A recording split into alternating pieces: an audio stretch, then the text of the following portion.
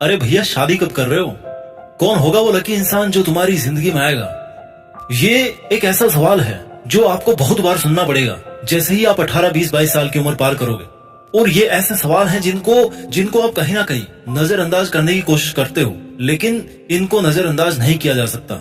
सबसे बड़ा सवाल है जो हर वो इंसान जानना चाहता है जो इस उम्र को पार कर चुका है और जिसने अभी तक शादी नहीं करी है, कि वो सही जीवन साथी कैसे चुने। अगर आप ये वीडियो देख रहे हैं तो मैं दावे से कह सकता हूँ कि आप भी जानना चाहते होंगे कि आखिर कैसे आप अपने लिए सही जीवन साथी चुन सकते हैं। तो आज मैं आपके साथ कुछ ऐसे ही टिप्स और पॉइंट शेयर करने वाला हूँ जिनको समझ करके आप अपने लिए एक सही जीवन साथी चुन सकते हैं। देखिए, वैसे तो जीवन साथी चुनना जितना आसान दिखता है ना, उतना एक्चुअल में है नहीं। स्पेशली कुछ लोगों के लिए तो नहीं होगा, और खास करके जो ऑनलाइन वेबसाइट्स है, जो मैट्रिमोनियल वेबसाइट्स है, उन पर प्रोफाइल्स बनाना बहुत आसान है, लेकिन प्रैक्टिकली लाइफ पार्टनर को चूज करना is not easy task for majority of youth. हमारे कंट्री में इस सवाल का जवाब पाना और भी ज्यादा जरूरी हो जाता है, क्योंकि जैसा कि हम सब जानते हैं, एक इंडियन फैमिली में डाइवोर्स कोई कॉमन चीज नहीं है।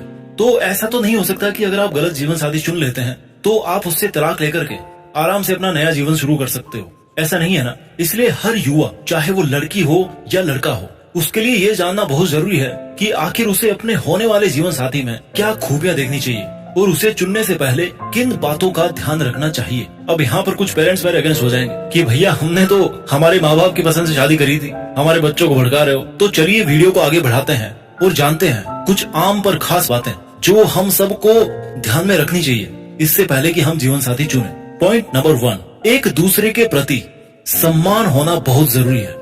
जीवन साथी चुनते समय किसी ऐसे इंसान का चयन करना जो आपके जीवन के सभी पहलुओं का सम्मान करे। अपने जीवन की शुरुआत किसी ऐसे व्यक्ति के साथ में करना मुश्किल है जो आपके व्यक्तित्व का अनादर करता है या जीवन में आपके आत्मसम्मान को महत्व नहीं देता है। एक दूसरे के प्रति सम्मान होना हर जीवन साथी के लिए सबसे ज्यादा जरूरी होता है, वरना वो रिश्ता खोखला हो जाता है। पॉइंट नंबर 2, दोस्ती होना जरूरी है। सम्मान के साथ ही किसी भी रिश्ते को आगे बढ़ाने में और मजबूत रखने में दोस्ती बहुत जरूरी होती है। दोस्ती होने से आप खुलकर उस इंसान से बात कर सकते हैं, किसी भी समस्या या फीलिंग को शेयर कर सकते हैं, जैसे हम अपने दोस्तों के साथ में करते हैं। महान मित्रता इस बात का आधार प्रदान करती है कि प्रेम क्या होना चाहिए। इसलिए इससे पहले कि वो इंसान आपका जीवन साथी बने, आप अपने आप से एक सवाल पूछिए कि क्या वो आपका एक अच्छा दोस्त बन सकता है या बन सकती है। पॉइंट नंबर 3, एक दूसरे के प्रति ईमानदार और उदार होना।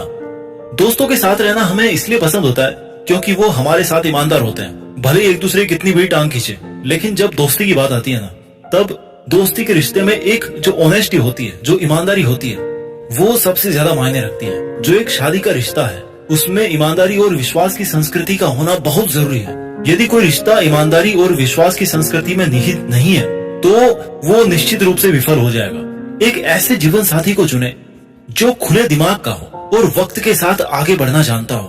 पॉइंट नंबर 4, आपके जीवन मूल्य और विश्वास मिलने चाहिए। भैया, 36 गुण मिले या ना मिले, कम से कम आपकी लाइफ में जो वैल्यूज है, जिन चीज की आप कदर करते हो, जो आपके बिलीव्स है, एटलीस्ट वो तो मैच होने चाहिए।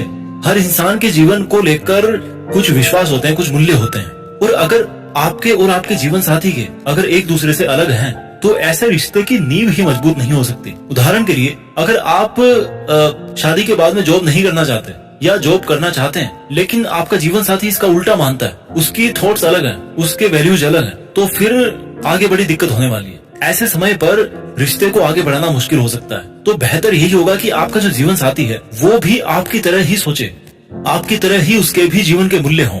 यानी कि कहा जाए तो सोच का मिलना बहुत जरूरी है, और इससे ही रिश्ता मजबूत होता है। पॉइंट नंबर 5, ऐसा जीवन साथी चुने जो आपका पक्ष लेना जानता हो, हर सिचुएशन में आप पर भरोसा करता हो। आपके संभावित जीवन साथी को आपके करियर को आगे बढ़ाने और आप दोनों की लाइफ में आगे बढ़ने को सपोर्ट करना पड़ेगा। एक दूसरे के ऊपर भरोसा करना पड़ेगा, जो हर कंडीशन में आपका सपोर्ट करता हो, आपका पक्ष लेता हो, आप पर बिलीव करता हो। एक व्यक्ति जो आपके साथ में लॉन्ग टर्म में रहना चाहता है, वो जीवन में आपकी महत्वाकांक्षाओं और लक्ष्यों के लिए वास्तव में समर्थन करता है। पॉइंट नंबर 6, रिश्ते को कितना टाइम दे सकता है वो या दे सकती है। शादी के लिए सही साथी चुनते वक्त एक ऐसे इंसान का चयन करना बहुत जरूरी होता है जो आपके लिए टाइम निकाले, और आपकी जरूरतों के लिए केयरफुल रहे, उनकी कदर करें। एक रिश्ता देखिए दो तरफा सड़क है, दोनों को साथ में आगे बढ़ना पड़ेगा। पॉइंट नंबर 7, ऐसा जीवन साथी चुने जो आपके परिवार का सम्मान करता हो। देखिए अपना जो इंडियन फैमिलीज का जो कल्चर है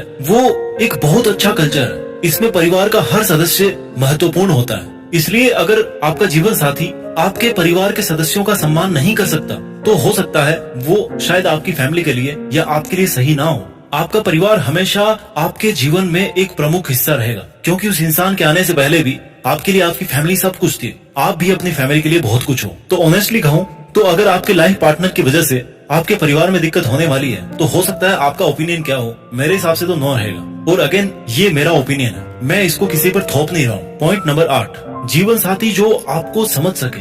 देखिए सम्मान और समझदारी एक दूसरे के साथ में काम करते हैं। अगर आप अपने सपनों का पीछा कर रहे हो तो समान गुणों वाले व्यक्ति पर विचार करें। ऐसे में मान लीजिए आप एक ऐसा लाइफ पार्टनर चूज कर लेते हैं जो चाहता है कि भाई जिंदगी में थोड़ा बहुत मिल रहा है उससे मैं काम चला लूंगा, ज्यादा मुझे भागदौड़ नहीं चाहिए। लेकिन आपके वैल्यूज अलग है। आप सोचते हो कि जिंदगी में जितनी भागदौड़ करूंगा उतना ही मुझे ज्यादा मिलेगा, उतनी ही ज्यादा खुशी रहेगी। तो ऐसे में फिर गड़बड़ हो सकती है। आप दोनों इंसानों को किसी भी चीज को, किसी भी तर्क को लगभग एक नजरिए से ही देखना होगा। पॉइंट नंबर 9, सबसे इम्पोर्टेंट, जो न केवल एक जीवन साथी में होना चाहिए बल्कि एक इंसान में भी वो गुण होना चाहिए, और वो है कि गुस्से पर नियंत्रण हो। आपका संभावित जीवन साथी गुस्से पर कैसे प्रतिक्रिया करता है, ये भविष्य की प्रतिक्रियाओं के बारे में बहुत कुछ बताता है। एक रिश्ते में अलग अलग व्यक्तित्व वाले दो लोग शामिल होते हैं। देखिए ये जरूरी नहीं कि दो इंसान अच्छे हैं तो उन दोनों की जोड़ी भी अच्छी जमेगी। कभी कभी आपके पास में गलत या नासमझ से आर्ग्यूमेंट हो सकता है जिससे नेगेटिविटी बन सकती है। आप एक दूसरे के बारे में हर्ट करने वाली बातें कह सकते हैं अगर आप गुस्सा करते हैं तो। यदि आपका भावी जीवन साथी गुस्से को अच्छी तरह से नहीं संभाल सकता है तो थिंग्स कैन गेट वर्स। अपने क्रोध को नियंत्रण करने या नियंत्रित करने की क्षमता एक अच्छे विवाह साथी के कुछ महत्वपूर्ण गुणों में से एक है। पॉइंट नंबर 10, जो क्षमा करना जानता हो। क्रोध नियंत्रण के साथ ही क्षमा करने और भूलने का गुण भी देखना जरूरी होता है। गलतियां सबसे होती है और रिश्ते में थोड़ी बहुत लड़ाई भी चलती रहती है, लेकिन बातों को आपस में बैठ करके सुलझा लेना, बात करके सुलझा लेना और भूल जाना एक लंबे रिश्ते के लिए बहुत जरूरी है। एक ऐसा साथी पाने के लिए उत्सुक रहें जो अतीत में हुई असहमति पर ध्यान न दे। अब आते हैं सबसे मेन बात पर। देखिए पॉइंट तो कभी नहीं खत्म होंगे, 10 क्या 50 क्या 100 लिख लो आप, लेकिन अब आते हैं मेन मुद्दे पे कि हम पता कैसे लगाएं यार कि जिससे हम शादी करने वाले हैं उसमें ये गुण है कि भी नहीं।